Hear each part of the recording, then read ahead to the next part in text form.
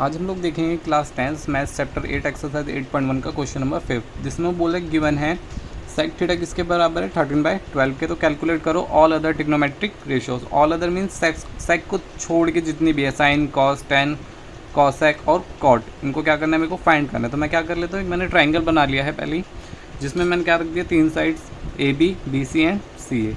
जो बी है वो राइट एंगल पे है, जो ट्राइंगल है क्या है, राइट एंगल ट्राइंगल है। और यहाँ मैं मान लेता हूँ जैसे कि उसने बोला कि सेक थीटा, तो जो थीटा मैं एज्यूम कर लेता हूँ कहाँ पे बन रहा है, एट ए पे। इससे क्या होगा, मेरे को साइड्स क्लियर हो जाएंगे। अगर मैं यहाँ पे थीटा एज्यूम कर रहा हूँ, अगर मैं मान लो यहाँ पे एज्यूम करता हूँ तो ये परपेंडिकुलर होता। अभी मैं यहाँ पे एज्यूम कर रहा हूँ थीटा, तो क्या होगा, इसके सामने वाली साइड क्या हो जाएगी, परपेंडिकुलर, ये बेस, और जो 90 डिग्री के सामने वो क्या रहेगा, हाइपोटेन्यूस। अब देखते हैं, जो सेक थीटा है वो किसके बराबर है, 13/12 के।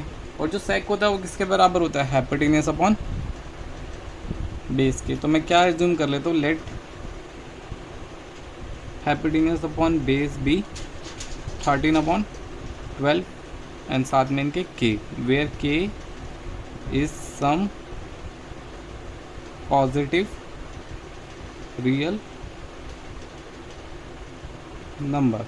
जो इनके साथ में के जोड़ा है वो इसलिए जोड़ा है क्योंकि जो रेशो में दे रखा है, रेशो क्या है वो फिक्स नहीं होती है। हो सकता है जो 13/12 है, जो 13/12 है वो ये भी तो हो सकता है 26/24, ये हो सकता है। इसकी सिंपलेस्ट फॉर्म दे रखी हो 13/12, इसलिए मैंने इसके साथ क्या एज्यूम कर लिया है, K, where K is some positive real number. तो अब क्या होगा, जो हाइपोटेन्यूस है वो किसके बराबर होगी, 13 की, और बेस किसके बराबर हो गया, 12 के। तो जो हाइपोटेन्यूस है उसकी जगह मैं क्या लिख देता हूँ, 13 की, और जो बेस है वो किसके बराबर आ जाएगा, 12 के।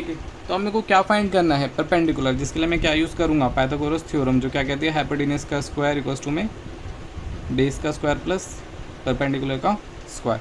तो जो हाइपोटेन्यूस है, बेस है, ये दोनों तो मेरे को गिवन है, परपेंडिकुलर गिवन नहीं है, वही फाइंड करना है। तो जो परपेंडिकुलर है वो क्या हो जाएगा, वो हो जाएगा हाइपोटेन्यूस का स्क्वायर माइनस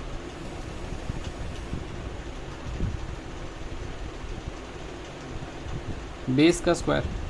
तो परपेंडिकुलर स्क्वायर इक्वल्स टू में हाइपोटेन्यूस कितना गिवन है, देखा जाए तो ए सी या 13 के डायरेक्ट पुट कर देता हूँ मैं, 13 के का स्क्वायर माइनस जो बेस है वो कितना है, 12 के का स्क्वायर।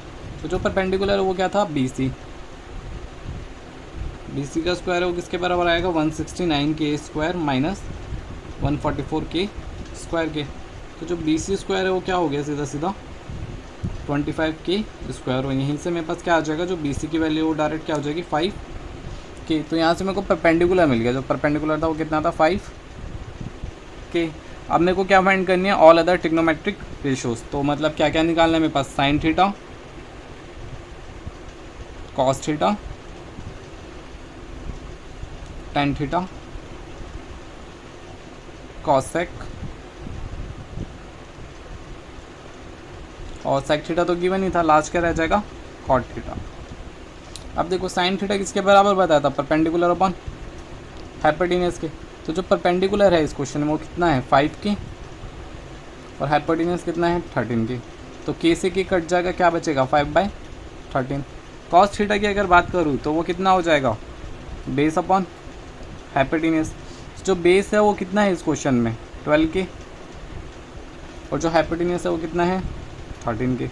तो के से के कट होके वापस क्या हो जाएगा, 12/13। अब दूसरी बात देखी जाए तो क्या बताया था, तो कॉस है वो किसका इन्वर्स होगा, सेक का, साइन किसका इन्वर्स होगा, कॉसेक का। तो इसके क्या हो जाएंगे, अपोजिट। अगर सेक गिवन है 13/12 तो कॉस इसका क्या हो जाएगा, इन्वर्स।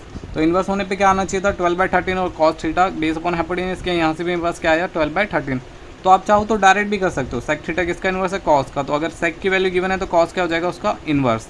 वैसे ही अगर टेन थीटा की बात करूँ तो क्या हो जाएगा, परपेंडिकुलर अपॉन बेस। परपेंडिकुलर कितना है, 5 के, और बेस कितना है, 12 के से की कट क्या आ गया, 5/12।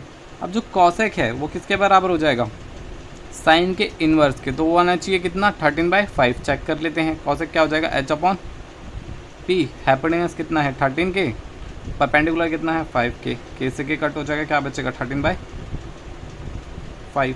लास्ट कॉट थीटा है वो किसका इन्वर्स होता है, टेन थीटा का। तो उसको मैं डायरेक्ट लिख देता हूँ, क्या, 12/5। अगर वैसे भी आप देखोगे तो क्या बनेगा, बेस अपॉन परपेंडिकुलर। ठीक, तो जो बेस है वो कितना है, 12, और परपेंडिकुलर कितना है 5, तो के से के कैंसिल आउट होगी, क्या बचेगा 12/5। ये मेरी क्या है अदर ट्रिग्नोमेट्रिक रेशियोज़।